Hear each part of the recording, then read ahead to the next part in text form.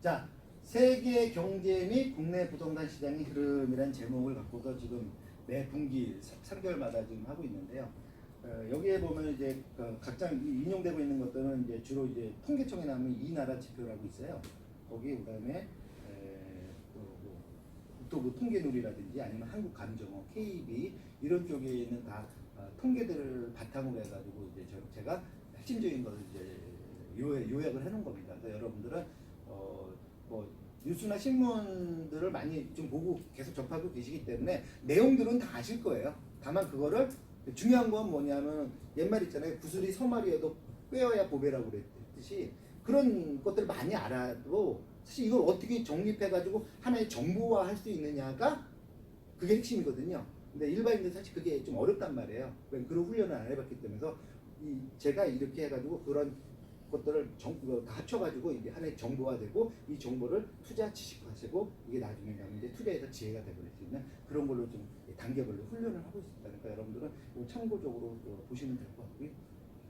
자, 첫 번째 세계 경제의 흐름부터 좀 보도록 할게요.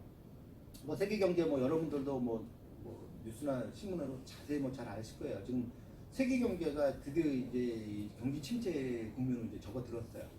그 이제 가장 핵심적인 게 뭐냐면 이제 미국하고 중국하고 그야말로 이제 국경 없는 전쟁을 벌이고 있습니다. 종목을 가리지 않고 있어요. 처음에 이제 작년부터는 이제 무역 전쟁으로 해가지고 시작을 했지만은 지금 상황에서는 무역이 아니에요. 무역 플러스 다야. 뭐 외환부터 시작해가지고 지금 뭐 군사적인 문제도 좀 들어가고 홍콩, 대만 군사적인 문제도 들어가고.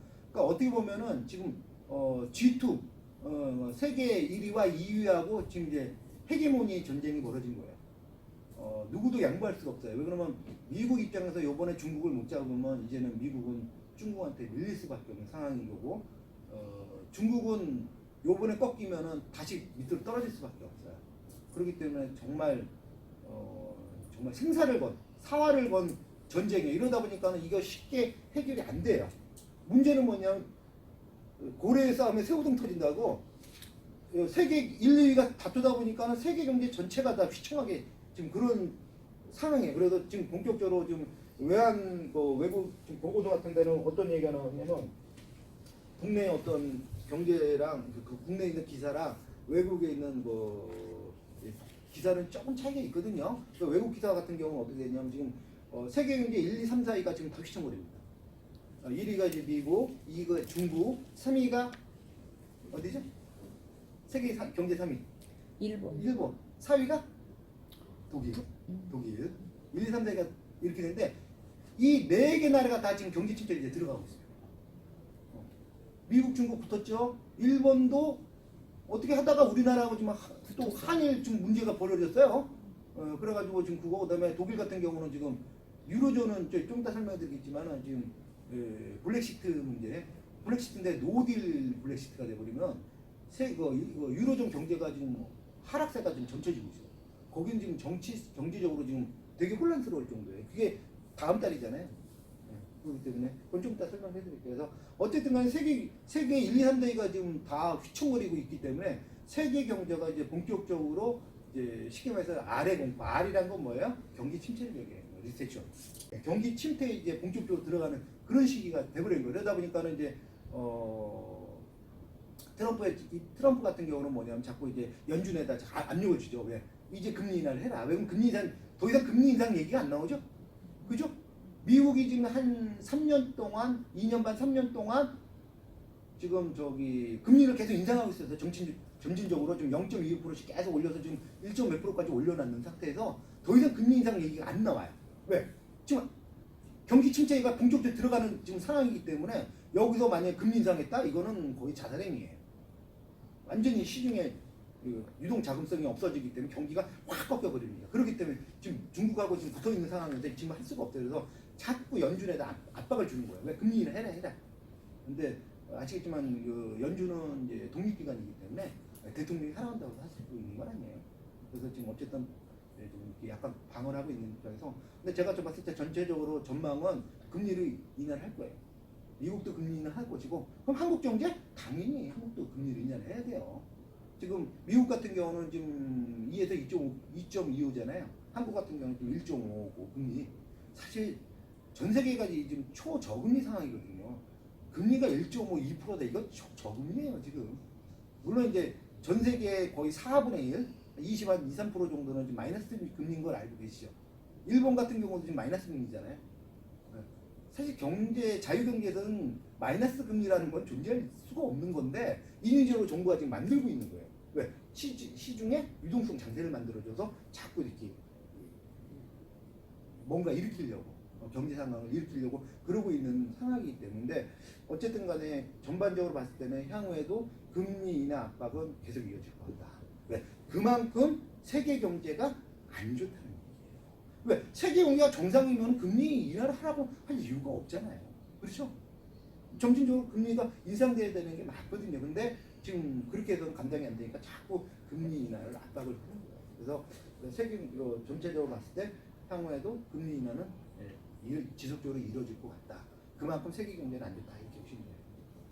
자, 미국 같은 경우는 다우존슨이 지금 최고점 달했다가 28,000대까지 올라갔다가 지금 쭉 빠져버렸어. 왜? 미국하고 중국하고 이제 작년부터 이제 경제 전쟁을 벌이다 보니까는 물론 이제 전체적으로 봤을 때는 사실 중국이 타격이 엄청 크죠. 아직까지는. 근데 그렇다고 미국은 뭐 깨끗하냐? 안 그래요. 미국도 타격이 좀 오고 있어요. 오고 있는 게 바로 전체적인 경제 지표라든지 이런 것들이 계속 떨어지고 있어요. 사실 세계 경제가 아까는 작년까지만 해도 세계 경제가 좋았었거든요. 그 좋은 거에 가장 근본이 뭐였냐면 바로 이 미국이었어요. 미국의 경제가 심지어 어떤 얘기가 있었냐면 완전 고용률이다 할 정도로 그만큼 미국 경제가 활성화가 돼가지고 한 4년 5년 동안 전 세계 경제를 이끌어 갔단 말이에요. 세계 1위 경제대국에서. 그러다 보니까 세계 경제가 안정적으로 갔었던 건데 이제 중국하고 이제 경제 전쟁을 벌이는으로 해서 이게 점점점 타격이 가고 있는 거예요. 그래서 미국 같은 경우도 지금 사실 경제를 지금 안심하기에는 지금 어렵다. 미국 자체도 지금 경제가 이제 어려워지고 있다라고 얘기를 하고 있는 정도. 근데 미국 경제가 어렵다 그러면 세계 경제는 말할 필요도 없는 거거든요. 그래서 어쨌든 미국 다우존스 같은 경우도 지금 최고점 대비해가지고 거의 뭐 한 2,000포인트 이상이 빠지는 그런 상황이에요.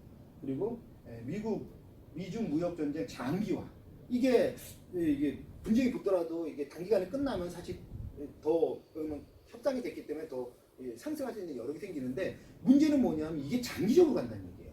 장기적으로 가고 중요한 거는 더 중요한 건 뭐냐면 결론을 모르겠는 거야. 이게 결정이 어떻게 될지 모르는 거야. 결과가. 이게 사실 이게 불확실성이거든. 분명한 거는 처음에 이제 시작할 때는 미국과 중국하고 적당히 하다가 이제 합의 보겠지. 서로 적당한 선에서 합의 보겠지라고 했는데 이게 벌써 지금 1년 반 가까이 지금 진행되고 있거든요. 근데 지금 어떤 보게 되면은 상황을 보게 되면은 이건 지금 뭐 무역으로만 끝날 문제가 아니게 되는 상황이 돼버린 거예요. 어떻게 보면 이제 사활을 걸린 거야. 미국하고 중국하고 어떤 자존심이 걸려버리다 보니까는 이거는 어떻게 보면 이제 치킨 게임이 되는 거예요. 둘 중에 하나는 이제 엎어지지 않으면 이제 힘들 정도로 물론 이제 그렇게까지는 안 가겠지. 거의 비슷하게 가다가 결국 이제 합의를 볼 텐데 그 기간이 언제냐가 이제 중요한 거예요. 그 상황 동안은 세계 경제 전체가 다 침체가 될 것이고 불확실성이 리스크가 높아지면서 불확실성이 커질 거라는 얘기예요. 그 얘기는 뭐 안 좋다는 얘기거든요. 그래서 빨리 좀 이렇게 합의를 해야 되는데 이거를 뭐 우리가 뭐 바란다고 될 수 있는 문제가 아니잖아요. 그리고 또 트럼프 같은 경우 이제 미국 같은 경우 이제 재선 문제가 걸리기 때문에 절대 쉽게 이거 안 꺾입니다. 그다음에 중국도 마찬가지죠. 뭐 자존심이 걸려 있는 상황이기 때문에 이거는 뭐 양보가 지금 사실 불가능한 상황이에요. 그래서 어쨌든 이 장기화에 따라서 본격적인 경제 성장이 감소되고 세계 경제의 이 아래 공포, 여기 아래라는 건 그냥 경제 침체 얘기하는 거예요. 아래 공포가 이제 시작됐다. 그러므로써 세계 경제는 이제 불확실성이 높아지고 리스크는 커졌다 이렇게 보시면 됩니다. 그러다 보면 반대로 어떤 거 되죠? 불확실성이 커지고 리스크가 커졌다는 얘기는 반대로 어떤 걸 볼 수 있나요? 기회가 있다. 기회가 온다. 그 기회가 오는데 그 기회는 뭐냐? 안전 자산 쪽으로 몰릴 것이다. 여러분들 최근에 어때요? 금값 올라. 장난 아니게 튀는 이유가 바로 이유예요. 그리고 달러도. 네? 달러. 그렇죠. 강달러. 근데 강달러는 조심하셔야 돼. 어느 순간에서 지금까지 이제 강달러 현상으로 그러면 세계 경제가 좋고 미국이 금리 인상을 계속 함으로써 세계에 나와 있는 달러들을 흡수했단 말이에요. 봉투로. 그런데 이게 미국에서 이제는 더 이상 금리 인상을 못 하잖아요. 이제 어떻게 보면 금리 인하 쪽으로 다시 갈 수도 있거든요. 이러면 강달러 현상에서 반대로 약달러 현상으로 바뀔 수가 있어요. 지금 상황에서는 무조건 달러만 갖고 있다라고 좋은 건 아니란 얘기야. 상황을 보실 줄 알아야 돼 이거. 내 친구는 어저께 달러를 저축하러 가던데 은행에. 그럼 뭐 친구분이 그런 거면 내가 어쩔 수 없는 거고 그건 이제. 예, 근데 그걸 잘 보셔야 된다고. 어쨌든 금은 지금 계속 당분간 뜰 거예요. 뭐 금뿐만 아니라 뭐 있잖아요. 뭐 은 사실 수익률은 사실 은이 더 높아요. 그럼 지금 금보다는. 들어가면 안 늦었어요? 그건 이제 이따가 설명 좀 이따가 좀 궁금한 사항이나 이런 것들은 수업 끝나고 좀 질문 좀 해주십시오. 제가 지금 수업을 진행을 해야 되니까. 그렇기 때문에 금은 제가 봤을 때 당분간은 계속 올라갈 거예요. 근데 여러분들 금 올라간다 해서 무조건 투자하는 거 아니죠? 금이나 은 같은 경우는 최소 마진이 20% 이상이 나와야 투자가 가능한 거예요. 왜? 살 때가 팔 때가 가격이 다르잖아. 여기 제가 이제 그것 때문에 이제 밑에 보면 이제 요거 자료를 갖고 왔는데 이거 금을 제가 안 갖고 달러를 갖고 왔네. 미안합니다. 다음에 금은 다음에 보여드릴게요. 그래서 한 20% 정도가 나와야 살 때 팔 때 가격이 되거든. 세공비나 이런 것들이 빠져주는 거거든. 그래서 20% 이상 차이가 난다. 쉽게 말해가지고 내가 100만 원을 했는데 이게 120만 원 이상이 될 거라는 딱 내가 전망이 서야지만 들어가야 하는 거야. 지금 사가지고 뭐 110만 원이 됐다. 그럼 10만 원 이익 벌을 줄 아니에요. 팔 때는 마이너스가 난다고 오히려. 그러니까 금이나 은 같은 경우 이런 그 안전자산들은 이 차이를 볼 줄 아셔야 돼. 그리고 또 달러 쪽은 마찬가지로 살 때와 팔 때가 다르잖아요. 그거는 이제 지금은 아직까지는 강달러 현상이 됐는데 이게 상황에 따라서 약달러 현상으로 바뀔 수도 있어요. 그러니까 그거는 시기적으로 볼 줄 알아야 돼. 이건 세계 경제의 어떤 자금 흐름이나 이런 것들을 볼 줄 알아야지만 되는 거지. 이거 뭐 부동산 경매 본다고 알 수 있는 거 아니죠? 그러기 때문에 제가 세계 경제부터 설명해 드리는 거예요. 그래서 일단은 당분간은 안전자산으로서 이제 금이나 은 같은 경우는 유명할 것이다. 달러는 지금까지는 괜찮지만은 향후에는 이거 변동성이 분명히 있을 수가 있으니까는 잘 보시라. 이렇게 설명을 해드리고 싶어요. 그다음에 두 번째, 미국 이제 금리가 아까 얘기한 대로 2.0에서 2.25 세계 경제 저성장에 따른 금리 인하 가능성이 높아졌다. 아마 올해 안으로 금리 인하가 한 번 정도 이루어지지 않겠나라고 전망을 하고 있어요. 그만큼 미국 경제도 이제 꺾였다는 얘기예요. 그러면 4년 5년 좋았거든요. 좋았으면 항상 여러분들 이걸 떠나서 모든 걸 떠나서 여러분들 항상 염두에 두셔야 되는 게 뭐냐면 영원한 성장도 없고 영원한 상승도 없고 영원한 하락도 없어요. 그건 경제에 있을 수가 없는 얘기예요. 그 얘기 뭐냐면 상승하다가 최고점에 도달하면은 빠져서 하락하는 것이고 다시 밑바닥에 바닥권에 들어가면 다시 상승하는 거예요. 그러니까 쉽게 말해서 이게 계속 리듬을 타서 올라가야 돼요. 이게 바로 경제예요. 부동산도 이 경제 한 파트인 거고요. 아시겠죠? 그러니까 뭐 영원히 성장한다, 영원히 하락한다 이런 건 존재할 수가 없는 거예요. 그렇기 때문에 미국도 한 4년, 5년 좋았거든요. 성장했는데 이제 거의 피크를 좀 찍었고 그 피크점 찍었을 때 미중 분쟁이 벌어진 거예요. 그러니까 당연히 하락은 할 것이다라고 지금 예상을 하는데 이 하락이 얼마큼 갈 건지는 몰라요. 그 상황에 따라서 이게 적당히 하다 다시 올라갈지 아니면은 이게 오래 갈지 이거는 누구도 몰라요. 지금 상황은. 그다음에 세계 경제 침체에 따른 안전 자산 선호 현상으로 개발도상국들 통화 가치가 하락한다. 이게 사실 제일 문제가 세계 경제 이게 문제예요. 왜 그러면 미국이 경제가 좋아서 쉽게 말해서 달러들이 전 세계로 다 뿌려졌어요. 그럼 경제가 좋았다는 얘기는 경제 자체가 좋았다는 것도 있지만은 한편은 또 뭐냐면 인위적으로 사실 이 유동성 장세를 만들었거든요. 그럼 소위 말해서 뭐예요? 양적 완화. 여러분 들어보셨죠? 각 중앙은행에서 막 돈들 막 찍어냈단 말이에요. 미국 같은 경우도 달러 어마어마하게 찍어서 냈어요. 시중에. 그럼 시중에서 이것들이 전 세계적으로 다 퍼져나갔거든. 그다음에 각 나라마다 중앙에서 막 찍었고 우리나라도 막 찍어냈잖아요. 뭐 중국도 마찬가지고 일본도 마찬가지고. 그러니까 시중에 사실 돈들이 많았기 때문에 돈들이 많으면 어때요? 시중 갑자기 돈이 막 쏟아져 쉽게 말해서 유동성 장세가 벌어진다. 그러면 어때요? 어떤 일이 벌어져요? 물가. 첫 번째는 뭐냐면 물가예요. 물가. 인위적으로 경기 침체라는 건 뭐예요? 디플레이션하고 사실 밀접하게 연관이 될 수가 있거든요. 이해가 잘 안 되시나요? 경제가 침체가 되면 사람들이 소비를 안 하죠. 소비를 안 하게 되면 어때요? 생산자들은 생산하려고 해요? 생산 못 한단 말이에요. 생산을 해도 판매가 안 되니까. 그렇죠? 이게 바로 경기 침체예요. 근데 나중에 되다 보니 이게 심화가 되면 어떤 식으로 되냐? 디플레이션이 나타나는 거거든요. 그러니까 물가가 하락해버려. 실제로 우리나라 같은 경우도 저번 분기에 물가가 하락했던 거, 저번 달 물가 하락했다는 얘기 나왔죠. 마이너스 됐어요, 마이너스. 정말 오랜만에, 정말 몇 년 만에 마이너스가 나왔어, 물가가. 물가가 하락했다는 얘기예요. 물가가 하락하게 되면 어떤 일이냐? 더 문제가 벌어지냐? 자, 물가 하락이라니까 뭐냐면 오늘이 100원짜리가 물가 하락되면 내일 99원이라는 얘기야. 그러면 소비자가 소비를 오늘 해, 내일 해요? 내일도 안 하지. 왜? 모레 해야지. 왜 계속 빠질 거니까는 이러니까 안 되는 거야. 이게 바로 경제 악순환이 벌어지는 거거든. 이게 문제인 거예요. 이게 디플레이션이 이래서 문제인 거거든. 근데 인플레이션은 뭐야? 오늘 100원이야. 근데 내일 110원이래. 그럼 오늘 사 내일 사? 오늘 사야지. 왜? 그래 이제 내일은 110원에 사야 되니까. 그러니까 자꾸 돈이 도는 거라. 이게 선순환 경제라고. 그래서 적당한 인플레이션은 맞아요. 물가 상승은. 그게 이제 통상적으로 뭐 나라마다 뭐 조금씩 차이가 있는데 뭐 소비자 물가지수 뭐 이렇게 나오잖아요. 그래가지고 뭐 그래서 뭐 2% 3% 이러면 뭐 적당하지. 그래서 물가가 2% 3% 뛰는데 다른 물가들은 왜 안 뛰냐? 왜 부동산 주식은 왜 안 뛰냐? 당연히 맞춰서 뛰는 게 맞죠. 물론 그보다 더 뛰죠. 거기 몇 배가 더 뛰는 거잖아요. 그래야지 여러분들도 하려고 하는 거 아니겠어요? 그렇잖아요. 그래서 적당한 물가 상승, 인플레이션은 맞아요. 그건 경제에도 도움이 돼요. 근데 지금 이제 물가 상승이 아니라 물가 하락은 지금 걱정이 돼요. 그런 상황이 지금 벌어졌어요. 그 얘기는 아까 얘기한 대로 경제가 악순환인 경제가 벌어진다는 거예요. 이러면 정말 문제가 심각해지거든요. 그래서 어쨌든 이러다 보니까 어떻게 해요? 전 세계에 나와 있는 이런 달러들이 이제 점점 본토로 막 들어가는 거야. 왜?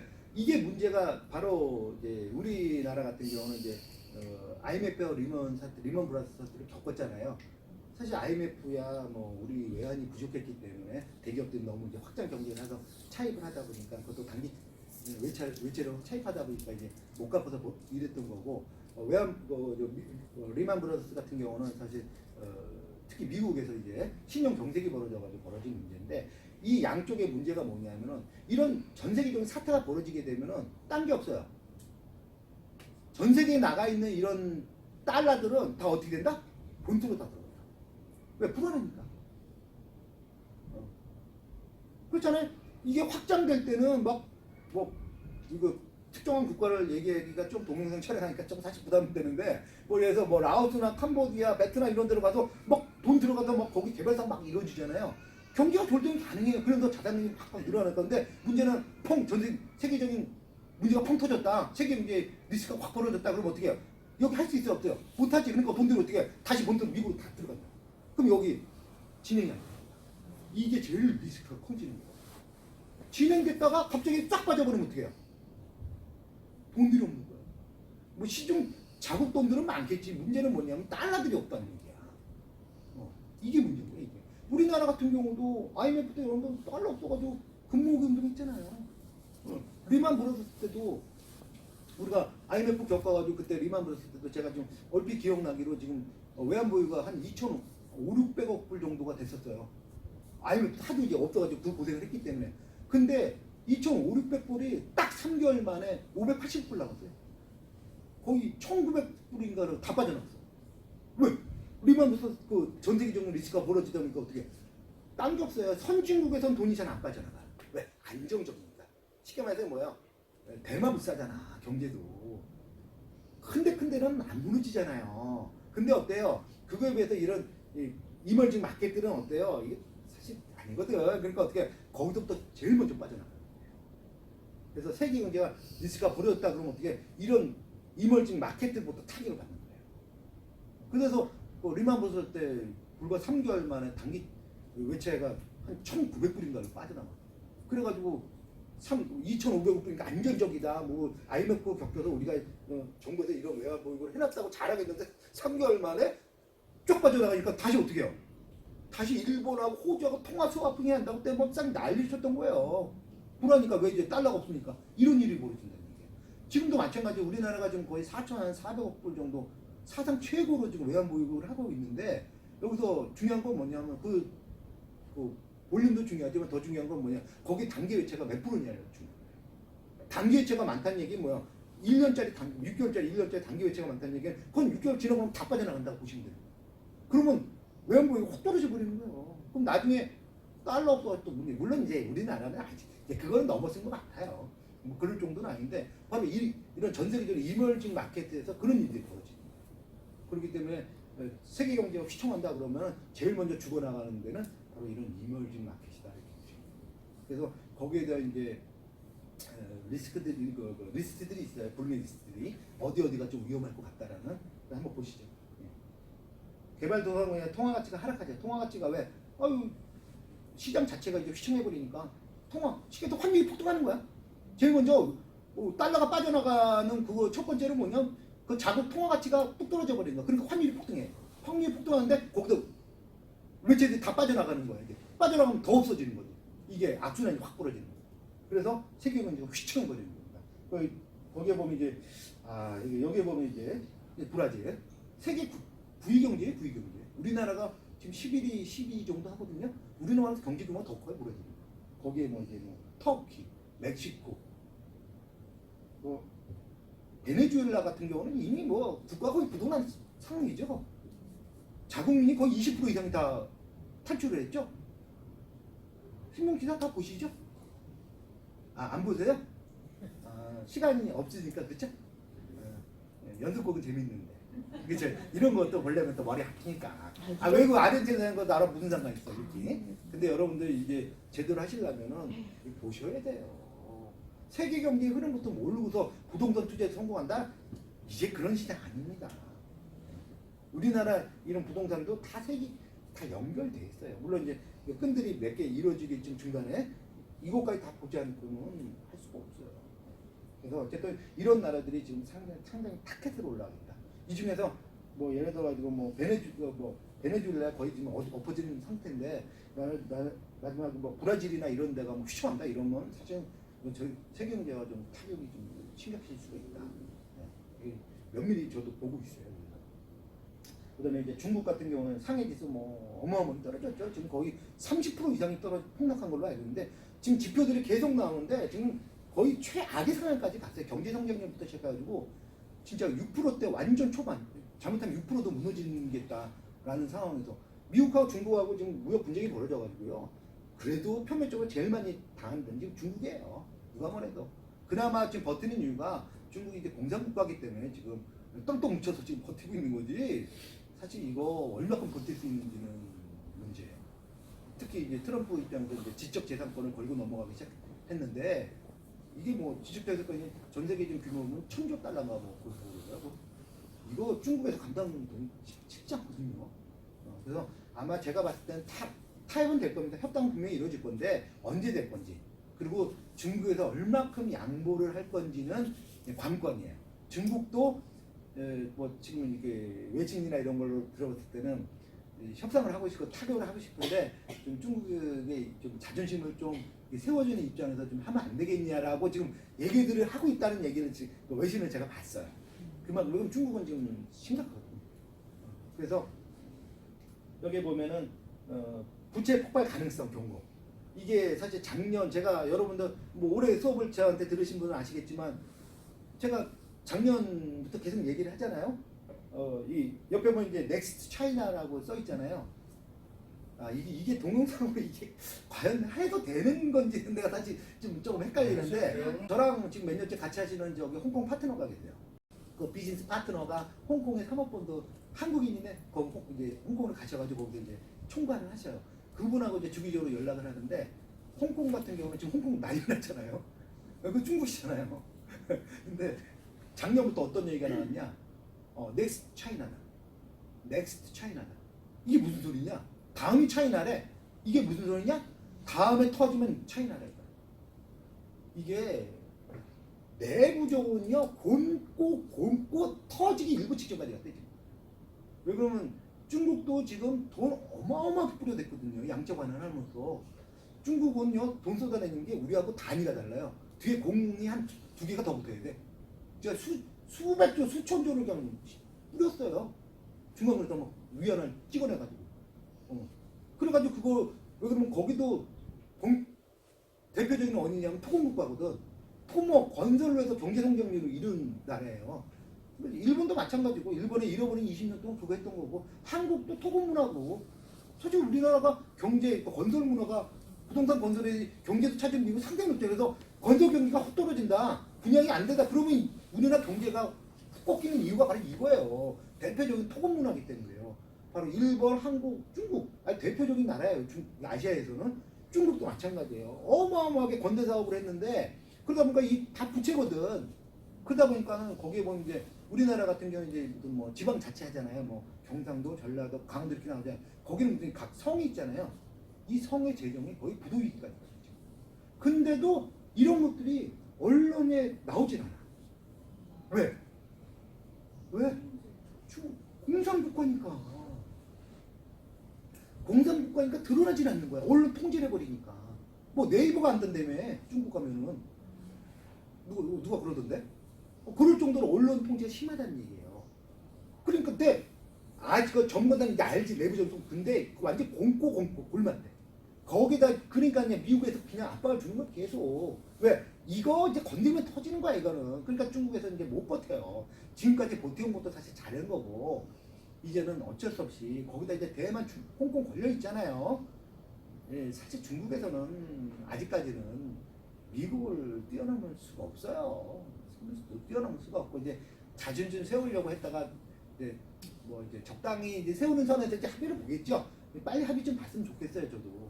그래야지 세계 경제가 좀 이렇게 가뜩이나 그렇지 않아도 사실 리스크가 너무 높아졌는데 너무 좀 그래가지고 고래 싸움에 완전 새우등 터지 생기는데 근데 아무튼 홍콩에서 사모펀드, 헤지펀드 정보력이 전 세계에서 가장 빠른 데가 바로 거기예요. 왜?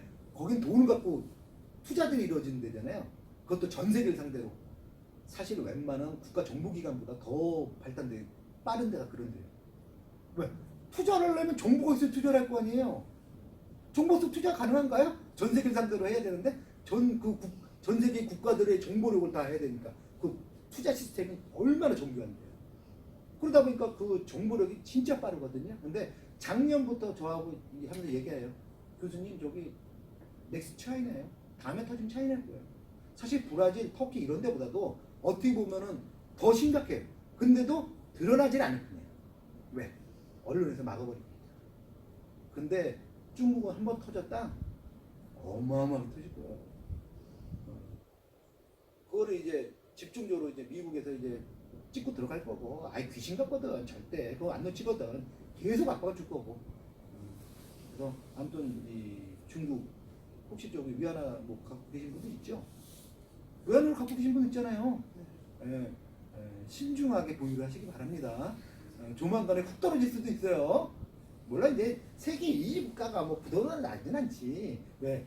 대만 비싸니까 대국은 망할 수가 없어요. 근데도 휘청거리는 건 아유 리만 브라더스 보세요. 미국 경제가 완전 그야말로 3분의 1토막이 날 정도였어요. 전 세계로 시티은행부터 시작해도 얼마나 많은 업체들이 다 부도가 났습니까? 미국이 그럴 정도인데 네? 중국은요 대출을 누가 해요? 은행이. 정보기관이잖아. 민간도 아니야. 그럼 어떻게 해요? 은행이 부도가 났다. 정부에서 다 책임져줘야 된다고. 그런 시스템이에요. 그렇기 때문에 중국은 한번 터지면 아주 어마어마하게 될 거다. 그래서 홍콩에 있는 관계자들이 얘기를 해줘요. 조심하라. 중국하고 연관되어 있는 그 비즈니스는 당분간 하지 마시라. 작년부터.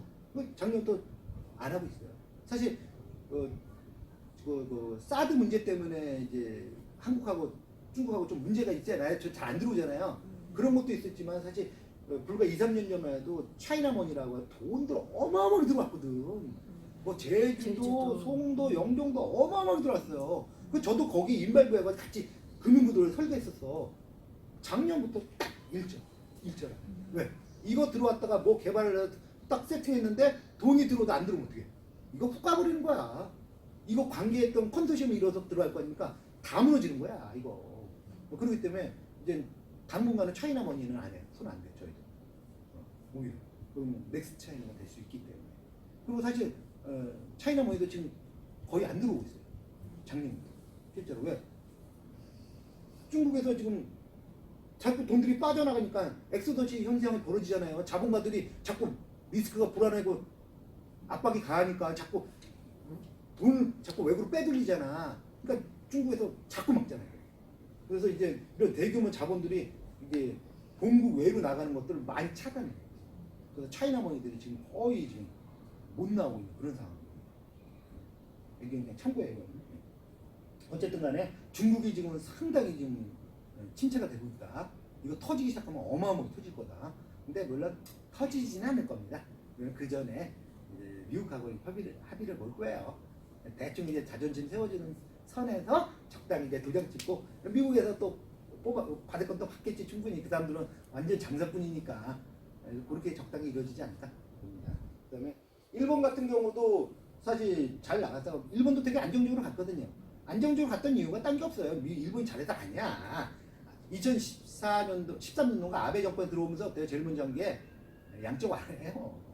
돈 쏟아냈어요. 그 돈 갖고 사실 경제 활성화 시키는 거예요. 그러다 보니까 전 세계적으로 부채가 제일 많은 국가 어디? 1년 GDP의 지금 거의 230% 정도서 전 세계에서 제일 부채가 많은 국가가 일본이에요. 근데 사실 일본 망한다는 얘기 있어요? 그런 얘기 들어봤어요?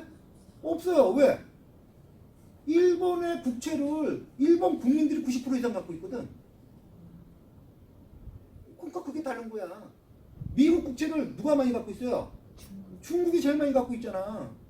거의 3조 달러 갖고 있잖아. 그러니까 맨날 뭐 전쟁하면 미국 국채를 뭐 한꺼번에 쏟아내네. 막 공갈 협박치잖아. 못 쏟아내지요. 왜? 10%만 쏟아내면 국채 가격 자체가 떨어지면 자기네들도 외환 보유기든 가치가 뚝 떨어져 버리는데 그걸 어떻게 쏟아냅니까? 그래서 못 쏟아내고 있는 거예요 지금. 근데 어쨌든 일본이 전 세계에서 제일 국가 부채가 제일 많은 나라가 일본이에요. 사실 그리스 왜 몇 년 전에 그리스 거의 부도나기 일본 지점까지 갔었잖아요. 그 국가 부채가 140 몇 프로였어요. 근데 그리스 같은 경우는 원체 작은 나라고 규모가 작은 이러니까 그냥 거기 훅 가도 돼요. 뭐 별로 신경 안 써요. 근데 일본은 그렇게는 안 되거든요. 왜? 대만 비싸거든. 거기는. 대국은 망하지 못하는 거거든. 그런데 그 중에서 또 한 이유가 뭐냐면 이 전 세계에서 제일 부채가 많은 국가가 일본이지만 그 국채의 90% 이상을 일본 국민이 갖고 있다. 그러니까 뭐 자국민이 뭐 망하라고 내놓지 않을 거 아닙니까? 그러니까 일본이 버티고 그냥 양적 완화 지금도 하고 있는 거예요. 그래서 우리가 이제 우리 심화반 수업 때는 사실 이런 수업에 하나 좀 더 깊이 있는 수업들을 많이 하거든요. 거기에 보면 이제 우리 일본에 우리 잃어버린 20년 우리 배웠었죠? 거기에 보면은 사실 일본이 정확하게 20년이나 20년보다 더 길어. 23년 정도 되는데 거의 뭐 폭포 수준으로 떨어졌거든요. 90년도에 딱 꺾이면서 거의 그냥 폭포 수준으로 이렇게 떨어져 버렸어요. 이 떨어진 게 쭉 이게 얼마까지 갔냐면 이제 20년이 넘게 갔단 말이에요. 그러다가 이제 반등을 했던 게 어쨌냐면 이제 아베 정권 들어와서 결국은 돈 쏟아 부어가지고 인위적으로 시중에 이제 유동성 장세를 만든 거야. 유동성 장세를 만든다는 얘기가 뭐야? 돈이 막 쏟아져 나오면 어때요? 돈 가치가 올라가야 하락해요. 돈이 쏟아져 나오면 시중에 돈의 가치가 하락하지 당연히. 왜? 돈이 많으니까. 그 얘기는 뭐예요? 돈하고 그 화폐랑 실물하고 봤을 때 화폐가 떨어지니까 실물은 어때요? 반대적으로 올라가는 현상이 벌어지는 거지. 이게 인플레이 현상이잖아. 인플레이 항상 시중에 유동성 장세가 벌어지면 양적 완화가 벌어지면 두 가지를 조심하라고 그랬지. 첫 번째가 인플레이션이고 두 번째가 뭐지? 자산 보물 아니에요. 자산 뭐요? 자산이 버블 현상이 벌어지잖아. 거품이 막힐 거 아니야. 왜? 집안채가 1억인데 얘 돈이 막 쏟아지면 집안채가 1억이 아니라 뭐 1억 몇 천이 되겠지. 그만큼 뭐야? 이 실물 가치가 높아지는 거잖아. 물가도 올라가지만 이 자산도 올라간단 말이야. 이게 바로 정상적인 시스템 경제 상황에서 올라가면 상관없는데 돈이 유동성 장세로 해가지고 올라간다. 이게 뭐야? 버블 현상인 거야. 우리나라가 지금 그런 건가요? 아파트값이 뭐, 서울? 일부 껴있어요. 네, 솔직히 말씀드리면 일부 껴있어요. 네. 특정한 지역은 많이 껴있어요. 글쎄 말이야. 강남 송파. 아니 어디라고 얘기 못해죠. 얘기 못하겠고 어쨌든 왜 거기서 막 난리가 치니까 또 그런 이제 그런 거는 이제 여기 수업에서 못해요. 심화반 수업이 또 따로 있습니다. 우리 수업 끝나고 또 3시부터 하는 수업이 있는데 거기서 이제 하는 거고 여러분들 동영상 촬영하는 것들이 바로 그 심화반 수업을 촬영한 거예요. 그래서 수준들이 상당히 높은 거예요. 그게. 여러분들 잘 보세요. 일본 부동산 시장 제가 쭉 한 2주 전인가 쫙 설명이 드렸어요. 그러니까 그런 거 한번 보시면은 이해가 음대가 될 겁니다. 그래서 어쨌든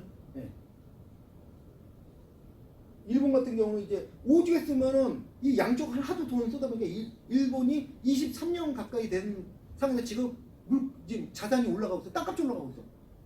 부동산 가격이 올라가고 있어. 20몇 년 만에. 정말 희한한 일이 벌어진 거야. 왜? 결국 돈이 쏟아지니까 방법이 없더라. 그래서 일본 같은 경우도 지금 부동산 가격들이 올라가고 있어요. 전 세계에서 유일하게 부동산 가격이 안 올라간 유일한 나라가 일본이었는데 왜? 일본은 20년 겪었기 때문에 이제는 가격이 올라가거든. 특히 도시, 도쿄 도심 같은 경우는 많이. 버블도 오래되면은 굳어지네 딱딱하게 콘크리트는. 그러다 터지면 완전 와장창하겠죠. 이렇게 보시면 돼요. 여러분 풍선 있죠, 풍선. 풍선 불잖아. 탁 불면 이렇게 되잖아. 더 불면 이만큼 되지. 이게 영원히 커질 수 있을까? 언젠가는 터지는 거야. 이게 바로 버블이야. 언젠가는 터져. 나 죽은 다음에 터지면 상관없지. 그렇죠. 예, 맞아요. 예. 소위 말해서 뭐야? 폭탄 돌리기라고 하죠. 폭탄을 돌려. 계속 돌아가고 있어. 중요한 건 뭐야? 내 손에서만 안 터지면 되는 거야. 남의 터지든 말든 내가 상관할 거 아니잖아. 그렇죠? 그런 폭탄 돌리기가 지금 우리나라에도 유행 지금. 예. 그게 폭탄인지 아닌지는 이제 각자 분석해서 판단할 수 있는 그 분석력이 있어야 되는 것이고. 그거 배우자가 여기 오시는 거고. 그죠? 예. 자, 어쨌든 자, 일본 같은 경우도 이제 경기 침체 들어왔어요. 부동산 이제 거기도 왜 한국하고 일본하고 지금 경제 지금 거의 보복 전쟁이다시피 하고 있잖아요. 사실 우리나라가 좀 타격을 많이 받잖아요. 왜? 우리나라는 이제 수출 주도형 국가이기 때문에 사실 수출로 이제 이건 좀 이따가 이제 한국 경제 얘기하면서 다시 말씀드릴 거예요. 근데 한국 경제는 수출 주도형 국가란 말이에요. 수출로 먹고 사는 나라였어. 근데 이제 수출이 되게 어려워지잖아요. 왜? 미국과 중국 무역 전쟁 때문에 사실 수출이 확 떨어졌거든요. 거기다 이제 반도체 가격도 이제 완전히 하락세가 더 들어가지고 거기도 만연하고, 그다음에 또 대표적으로 우리가 그동안 이제 수출 효자 종목이라는 뭐 철강, 뭐 자동차, 화학 지금 안 돼. 그나마 반도체로 2, 3년 먹고 살았어요. 근데 그게 푹 떨어져 버렸어요. 지금 영업이익률이 거의 반에 반토막 이상하고 떨어졌단 말이에요. 이런 상황에서 지금 일본하고 또 분쟁이 붙었기 때문에 한국 경제는 쳐버렸습니다. 제2의 IMF 얘기가 나오고 제2의 리먼 브라더스 얘기가 나올 정도로 아주 심각해. 왜? 우리나라는 내수 시장이 이미 붕괴가 됐기 때문에 시중에 돈이 안 들어요. 수출로서만 어떻게 버텨가고 있는데 바로 직접적인 타격을 제일 많이 받은 게 한국이에요. 그 다음에 유럽 같은 경우는 아까도 설명했지만 어때요? 노딜 브렉시트 시키면서 다음 달이에요. 이제 영국에서 이제 아무런 협의도 없이 그냥 유로존 탈퇴해버리면 어느 정도냐? 경제 성장, 유로존 전체 경제 성장률이 지금 1.5% 이상 감소할 거다. 지금 유로존 해봐야 지금 경제 성장률이 지금 2% 3%대거든요. 뭐 마이너스 나왔던 데도 있고. 근데 거기 1.5% 빠지면 거의 이제 경제 성장이 없다고 봐야 돼요. 잘못하면 마이너스도 날 수 있어요. 유로존 전체 자체가. 유로존이 세계에서 차지하는 비율이 거의 20%대거든요. 그럼 휘청하면 여기도 문제가 커지죠. 그래서 지금 답이 없어요. 지금. 그래서 전체적으로 보면은 세계 경제는 지금 본격적인 하락세에 접어들었다 이렇게 보시면 돼요. 그동안 미국에서 탄탄하게 버텨줬기 때문에 괜찮았는데 이제 미국부터 이제 다시 경기 침체로 들어왔기 때문에 전 세계는 이제 아직까지는 심각하지는 않지만 이제 본격적으로 이제 하락세에 접어들었다. 그러니까 앞으로는 좋아지기보다는 안 좋아질 확률이 훨씬 더 높다. 그럼 트럼프도 재선 안 되겠네. 잘못하다가. 그건 모르시고. 경기가 나쁘, 경제가 나쁘. 그건 몰라요. 저는 뭐 정치학자는 아니기 때문에 제가 설명할 수 있는 건 아니고요. 지금 한국도 지금 법무장관 그것도 지금 모르는 판에 지금 제가 미국 그 대통령 번호는 알 수는 없어요. 그거는 모르겠고 제 주변에는 그런 건 안 해요. 다만 이제 세계 경제는 지금 앞으로 성장보다는 뭐 하락이 우세하다. 이게 얼마큼 갈지는 누구도 모른다. 제가 봤을 때는 한 번 시작하면 이거 몇 년 갈 거예요. 이제 본격적인 하락세에 접어들었다 이렇게 보시면 맞지 않을까 봐요. 그렇기 때문에 향후 이제 변동성을 되게 주시하셔야 돼요. 이게 하락폭이 커질지 그리고 오래 갈지 아니면 잠깐 하다가 다시 반등할지 이거는 상황에 따라 달라질 거예요. 그러기 위해서는 아까 이런 문제들을 다 해결이 돼야 되는데 이게 쉽게 해결되는 문제들은 사실 아니에요. 그게 더 걱정인 거예요. 여기까지 하고 5분 쉬었다가 하겠습니다.